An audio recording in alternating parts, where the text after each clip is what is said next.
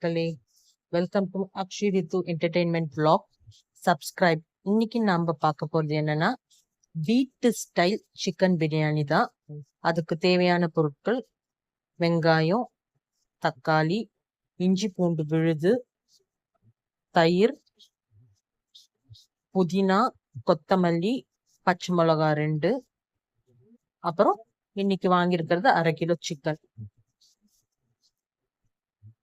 முதல்ல அரிசிய ஒரு 1/2 மணி நேரம் ஊற வச்சுட்டேன் நான், பாஸ்மதி அரிசிய நல்லா கழுவி. அப்புறம் மசாலா, பட்டை, ஏலக்காய் அதெல்லாம்.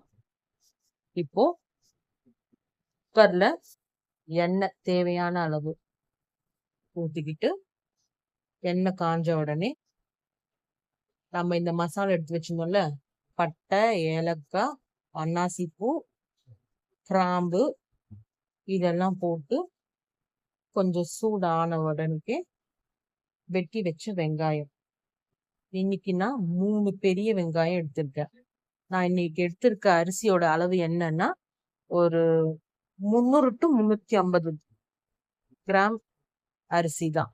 ஸோ வெங்காயம் நல்லா வதக்கணும். நல்லா அப்படியே சுருங்குற மாதிரி வதக்கணும். நம்ம பிரியாணிலேயே இருக்கிற ப்ராசஸ் பெரிய ப்ராசஸ் என்னன்னா இந்த வதக்குற வேலை தான். நம்ம இந்த மட்டும் கரெக்டா பண்ணிட்டோம்னா பிரியாணி டேஸ்ட் அவ்வளோ சூப்பரா இருக்கும்.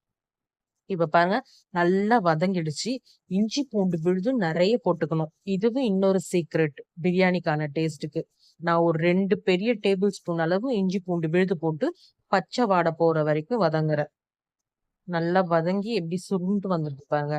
இந்த டைம்ல தக்காளி ஒரு 2 பெரிய தக்காளி. நான் 3 வெங்காயம்னா 2 பெரிய தக்காளி எடுத்திருக்கேன். அதுவும் நல்லா வதங்கணும். கொஞ்சம் டைம் எடுக்கும். நம்ம கிண்டி விட்டுக்கிட்டே இருக்கணும். அப்படியே அடி விட்டுட்டோம்னா இதாயிடும்.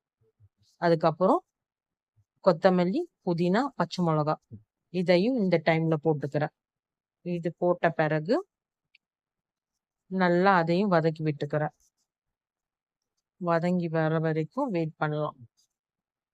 நல்லா வதங்கிட்டே இருக்கட்டும். அதுக்கப்புறம் உப்பு கொஞ்சம் இப்ப தேவையான அளவு போட்டுக்கிறேன். அப்புறம் வேணும்னா நம்ம டேஸ்ட் பண்ணி பார்த்து உப்பு எவ்வளவு வேணுமோ போட்டுக்கலாம். இப்ப பாருங்க, நல்லா வதங்கி வந்துடுச்சு. இந்த டைம்ல நான் தயிர் ஊத்துறேன்.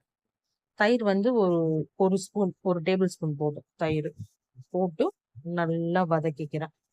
நல்லா வதங்கின பிறகு கழுவி வச்ச சிக்கன் 1/2 kg போட்டிருக்கேன். 1/2 kg சிக்கன் போட்டு ஒரு 2 பெரட்டு பெரட்டிக்கிறேன். 2 பெரட்டின பிறகு இப்ப தேவையான அளவு மஞ்சள் தூள், சிட்டிகை மஞ்சள் தூள் போட்டிருக்கேன். ஏன்னா நேச்சுரல் கலர்லயே நான் போட்டிருக்கேன். இப்ப வெறும் மிளகாத்தூள் காரத்துக்கு ஏத்த மாதிரி. எங்க வீட்டுல பசங்க காரம் கம்மி தான். ஸோ அதனால நான் செட்டுலாம் போட்டிருவேன் காரம். அதுக்கப்புறம் இந்த கிளாஸ்ல தான் நான் அரிசி அளந்தேன். இந்த கிளாஸ்ல எனக்கு அரிசி 3 கிளாஸ் வந்தது. ஸோ இப்ப நான் தண்ணி என்ன பண்ண போறேன்னா 5 கிளாஸ் தண்ணி ஊத்த போறேன் இதே இதுல. ஏன்னா ஆல்ரெடி சிக்கன் வேற கொஞ்சம் தண்ணி விடும். ஸோ பாருங்க, 1 கிளாஸ், அப்புறம் 2,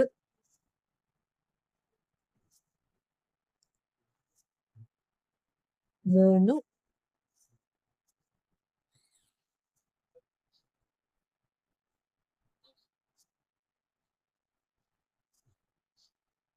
4,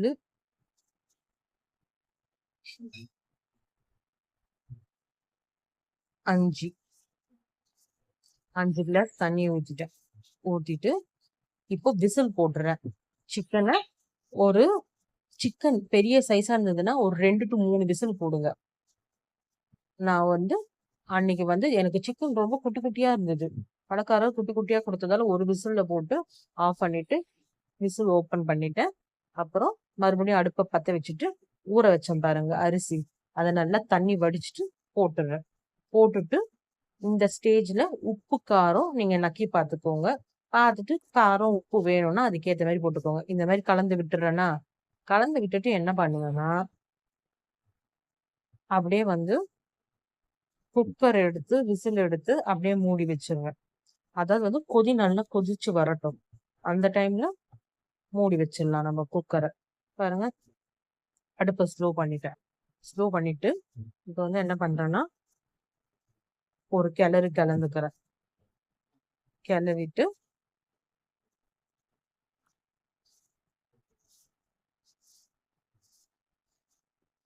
குக்கரை மூடி வச்சிடுறேன். இந்த டைம்ல ஸ்லோல மூடி வச்சுட்டு என்ன பண்றேன்னா ஒரு 10 நிமிஷம் அப்படியே விடுறேன். 10 நிமிஷத்துக்கு அப்புறம் என்ன பண்றேன்னா குக்கரை ஓபன் பண்ணி பாக்குறேன். குக்கரை ஓபன் பண்ணி பார்த்துட்டு தண்ணி இருக்கான்னு பார்க்கணும். தண்ணி இருக்குதா? தண்ணி இருந்ததுன்னா எக்ஸ்ட்ரா ஒரு 5 மினிட்ஸ் நம்மளுக்கு தெரியும். தண்ணி இருந்ததுன்னா எவ்வளவு நேரம் நம்ம விடணும்னு சொல்லிட்டு. ஸோ அதனால நான் என்ன பண்றேன், கொஞ்சம் தண்ணி இருந்தது, எக்ஸ்ட்ரா ஒரு 5 மினிட்ஸ் வைக்கிறேன் மூடி. எக்ஸ்ட்ரா ஒரு 5 மினிட்ஸ் மூடி வச்ச பிறகு என்ன பண்றேன்னா மறுபடியும் ஓபன் பண்ணி பார்க்குறேன். எனக்கு இப்போ வந்து பக்காவா ரெடி ஆயிடுச்சு. அடுப்பை நான் ஆஃப் பண்ணிடுறேன். ஆஃப் பண்ணிட்டு என்ன பண்றேன்னா பொறுமையா 4 பக்கமும் பொறுமையா எடுத்து உதிரி உதிரியா பண்றேன். அப்படியே போட்டு கிண்டணும்னா அரிசி உடஞ்சு போயிடும்.